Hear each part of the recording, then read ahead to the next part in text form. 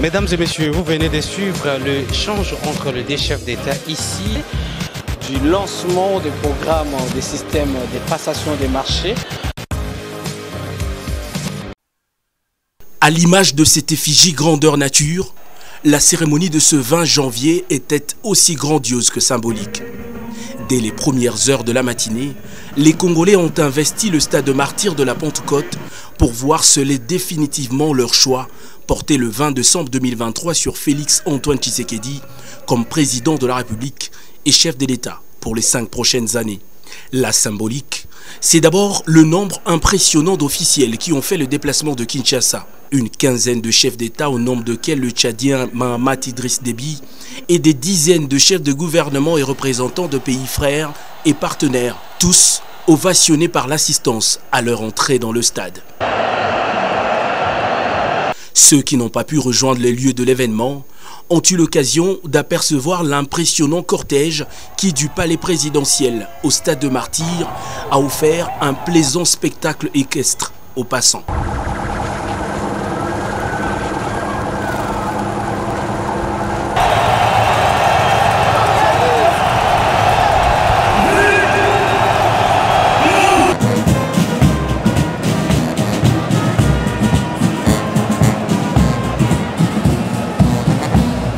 Une fois installé aux côtés de ses pairs et de la distinguée première dame de la République, Denise Nyakeru Tshisekedi, le chef de l'État qui succède à lui-même sera invité après la prière écuménique à rejoindre la tribune qui faisait office de cour pour la séance du jour. Après la lecture du réquisitoire par le procureur général près la Cour constitutionnelle, celui sur qui repose désormais le destin de Congolais pour le prochain quinquennat va prêter le serment suivant la Constitution. Moi,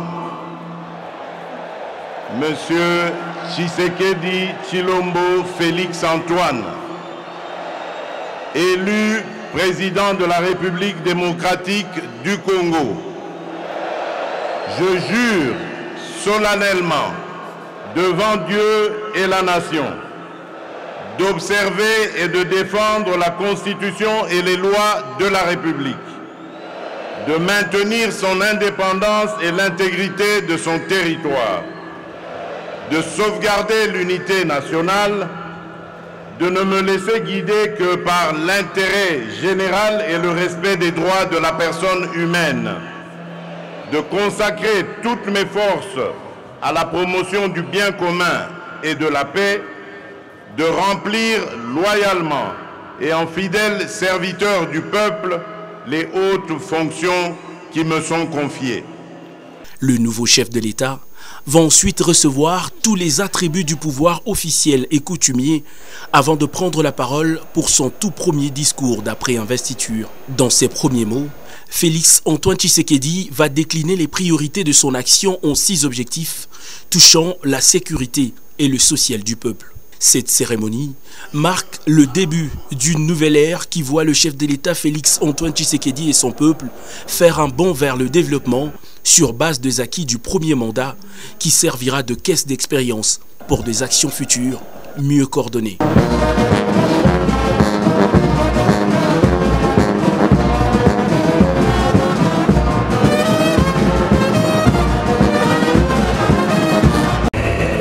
Discours historique, discours programme. En environ une demi-heure, le président réélu et pleinement investi par la Cour constitutionnelle a tracé les grandes lignes de son second mandat. Ce nouveau quinquennat aura ainsi pour objectif, premièrement, de créer plus d'emplois en accélérant la promotion de l'entrepreneuriat, notamment celui des jeunes, et au moyen d'une approche volontariste inspiré de nos réalités sociétales, de protéger le pouvoir d'achat des ménages en stabilisant le niveau de l'inflation et en maîtrisant le taux de change.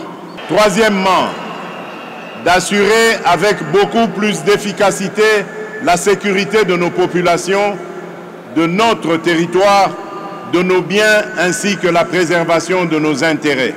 De poursuivre la diversification de notre économie et d'accroître sa compétitivité en optant pour la transformation de nos produits agricoles et miniers bruts sur notre sol. Cinquièmement, de garantir plus d'accès aux services de base en veillant à l'extension des programmes tels que ceux de la couverture santé universelle, de la gratuité de l'enseignement et du PDL 145 territoires. Et enfin, sixièmement, de renforcer l'efficacité de nos services publics. Lors de son discours inaugural, le chef de l'État Félix-Antoine Tshisekedi Tshilombo a pris une série d'engagements, comme celui de s'engager pour que les erreurs du passé ne se reproduisent plus. Tirant les leçons de l'expérience passée et ayant à l'esprit vos aspirations exprimées, je m'engage à user de tout ce qui est en mon pouvoir pour que les erreurs du passé ne se reproduisent plus et pour que les actions nécessaires à l'avancement de notre pays soient promptement prises. C'est à cela que j'engagerai le gouvernement qui sera formé une fois la majorité dégagée. Les 5 prochaines années seront aussi celles du parachèvement d'un Congo uni, mieux sécurisé et prospère, soutient le garant de la nation. Il s'agit désormais pour nous de rester mobilisés et soudés dans notre lutte contre l'insécurité et la pauvreté, nos seuls et réels ennemis. Le président s'est montré par ailleurs élégant envers ses adversaires en les saluant pour leur participation à la présidentielle de 2023. Ne dit-on pas que plus le combat est dur, plus la victoire est belle, a-t-il renchéri. C'est dans cette logique que le premier citoyen du pays a fait savoir qu'il exhortera le prochain Parlement d'assurer l'effectivité du rôle de porte-parole de l'opposition. Allocution prononcée devant plus de 80 000 Congolais et une trentaine de délégations étrangères, dont près d'une vingtaine conduites par des chefs d'État et de gouvernement. Le président de la République leur a tous rendu hommage pour leur présence qui témoigne de leur appréciation de l'immense bond en avant que vient d'effectuer le peuple congolais sur le chemin vers l'exercice souverain de la démocratie.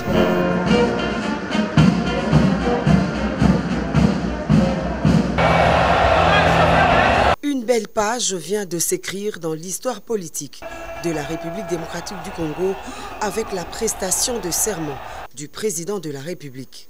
Un acte légitime, acté par la présence remarquable des chefs d'État et des gouvernements de plusieurs pays du monde.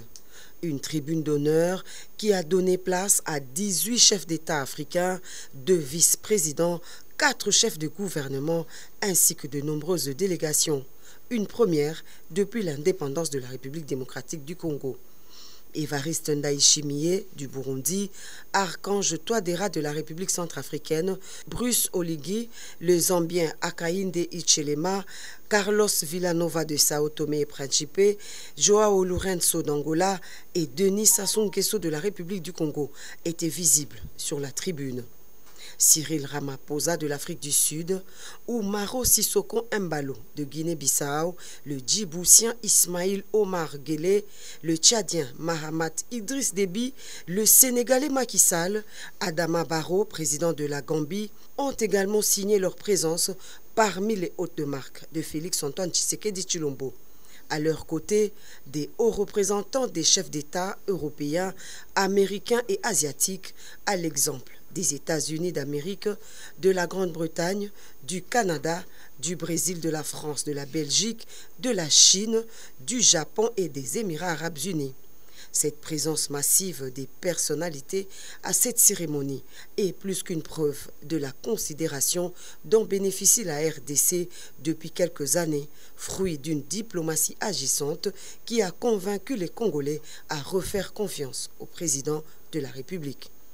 Répondre positivement à une invitation est une preuve de respect et de considération, dit-on.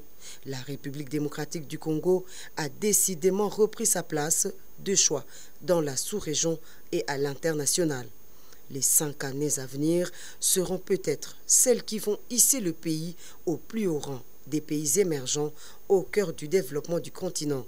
Le président Tshisekedi l'a dit dans son discours, il est temps de parachever l'avènement d'un Congo plus uni, mieux sécurisé et plus prospère. Le palais du peuple a quelques encablures du stade de Martyrs. C'est sur ce site que les chefs d'État africains hôtes de marque de la République démocratique du Congo, venus très nombreux, ont été tour à tour installés avant de se rendre sur les lieux de la cérémonie de prestation des serments et d'investiture de leur homologue de la RDC Félix Antoine Tshisekedi Tshilombo, réélu à la magistrature suprême pour un second mandat de 5 ans. C'est au Palais du Peuple que le président de la République a eu quelques rencontres bilatérales avec ses homologues à marge de la cérémonie de sa prestation des serments. Le chef de l'État s'est entretenu en tête-à-tête avec son homologue angolais Joao Lourenço. Rien n'a filtré de cette entrevue. L'Angola a toujours été aux côtés de la RDC dans les meilleurs comme dans les pires moments. Le pays a joué la médiation dans la crise, opposant la RDC au Rwanda qui agresse l'est du territoire national avec le groupe terroriste M23, une médiation qui a abouti à la signature du processus de paix de Luanda. Toujours au Palais du Peuple, le chef de l'État et la distinguée première dame Denise Nyakeru Tshisekedi ont accueilli après la cérémonie du stade de martyrs quelques chefs d'État, Nana Akufo du Ghana, Adama Barrow de la Gambie, Denis Sassou Nguesso de la République du Congo et son épouse Antoinette Sassou, Évariste Ndayishimiye du Burundi, Archange Touadéra de la République centrafricaine, la vice-présidente de l'Ouganda, Jessica Alupo et des chefs de délégation. Des échanges en toute cordialité, le couple présidentiel les a ensuite conviés à prendre part au dîner offert à tous les invités de marque dans la salle de banquet du Palais du Peuple. Mesdames et messieurs, vous venez de suivre la fin de la cérémonie de prestation de serment du président Félix Tshisekedi, candidat à sa propre succession ici pour ce samedi 20 janvier 2024. Top 243 va vous livrer quelques réactions à chaud ici à l'issue de cet événement ici, mesdames et messieurs, de prestation de serment du président Félix Tshisekedi. Restez connectés, on y revient dans quelques instants. Nous sommes venus finalement les ratifier à travers l'investiture qui a eu lieu au Palais du Peuple. Et nous en sommes très, très contents. Nous ne pouvions pas nous absenter.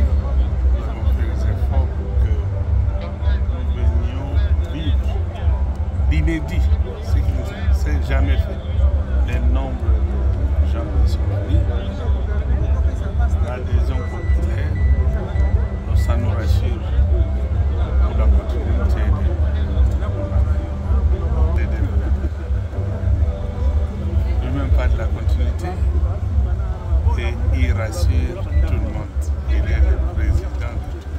Il a prêté serment et pour les bons et pour les mauvais. Il est le président de tout. Monsieur le gouverneur, cette cérémonie à notre génération, c'est presque la première. Comment aviez-vous apprécié sur le plan scientifique et politique la prestation du serment du président Félix Tshisekedi? J'ai parlé d'une cérémonie inédite. Ça signifie que c'est une première et nous devons l'apprécier à juste valeur. C'est vous les communicateurs, c'est vous qui allez, n'est-ce pas, bien communiquer pour que la population s'en imprègne et qu'au cours du mandat, que ça se sente aussi qu'effectivement la population a accompagné la vision du chef.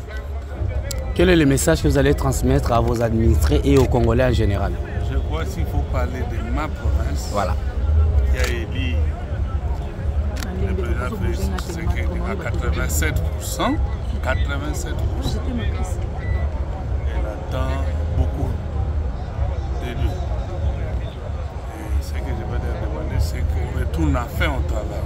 Les élections sont derrière nous. Nous avions dépassé beaucoup de temps. Maintenant, là, c'est question de retourner au travail. Mouvement inhabituel à l'aéroport international de Njili ce 20 janvier avec un trafic aérien intense vers le salon présidentiel. Plusieurs chefs d'État et de gouvernement ont rejoint Kinshasa pour prendre part à la cérémonie d'investiture du président réélu Félix Antoine Tshisekedi Tshilombo. Premier à atterrir aux premières heures de la matinée, C'est le président Mahamat Idriss Déby, président de la République du Tchad, suivi du président de la République du Kenya, William Ruto. Le Zambien Hakainde Hichilema a également fait le déplacement de Kinshasa. Au pied de l'avion, les chefs d'État sont accueillis par différents membres du gouvernement. La République démocratique du Congo et la République de la Zambie entretiennent des très bonnes relations bilatérales. Dr Hussein Ali Mwini, président du gouvernement révolutionnaire de Zanzibar, de la République unie de Tanzanie, qui foule les sols congolais pour la première fois, est arrivé à 9h36 heure locale.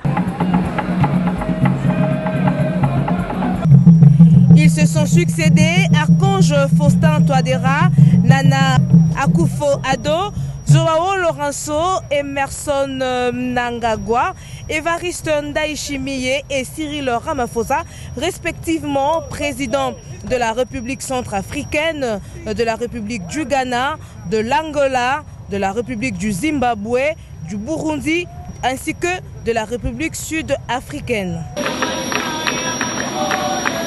C'est une première, après leur Mobutu, qu'une cérémonie d'une investiture du président de la République démocratique du Congo mobilise autant de personnalités. En 2019, Uhuru Kenyatta était le seul chef d'État à prendre part à la cérémonie d'investiture du président Félix Tshisekedi Tshilombo. Cette présence massive d'invités de marque dit long sur la qualité de relations diplomatiques de la RDC avec les pays frères. Depuis l'aéroport international de Njili, Fanny Kikoufi sur les images de Chichimbita et Mika Lusala. Après la confirmation de Félix Antoine Tshisekedi comme président de la République démocratique du Congo par la Cour constitutionnelle, plusieurs chefs d'État et représentants des différents pays viennent pour prendre part à la cérémonie d'investiture ce samedi 20 janvier 2024 à Kinshasa. Déjà ce vendredi à l'aéroport international de Njili, Jean-Michel Samaloukonde, Premier ministre congolais, a accueilli notamment les chefs d'État et des délégations de la Guinée-Bissau, du Mali, de Djibouti, de la Namibie, des Comores et le président du Sénégal, Macky Sall. Toutes ces délégations viennent célébrer la réélection de Félix Antoine Tshisekedi, mais également l'amitié de leurs peuples respectifs. D'autres chefs d'État sont attendus ce samedi dans les premières heures. Pour le moment, toutes les dispositions ont été prises au stade des Martyrs qui dispose de 80 000 places pour cette cérémonie de grande envergure. Ce 20 janvier 2024 est une date désormais mémorable en République démocratique du Congo car elle marque une nouvelle page de l'histoire de Félix Antoine Tshisekedi réélu pour un second mandat avec 73,47% des suffrages. Pour vous informer de l'essentiel de l'actualité en République démocratique du Congo, il vous suffit de vous abonner sur Top 243 News TV, également nous lire sur www.top243news.com. Au nom de toute la rédaction, nous vous remercions.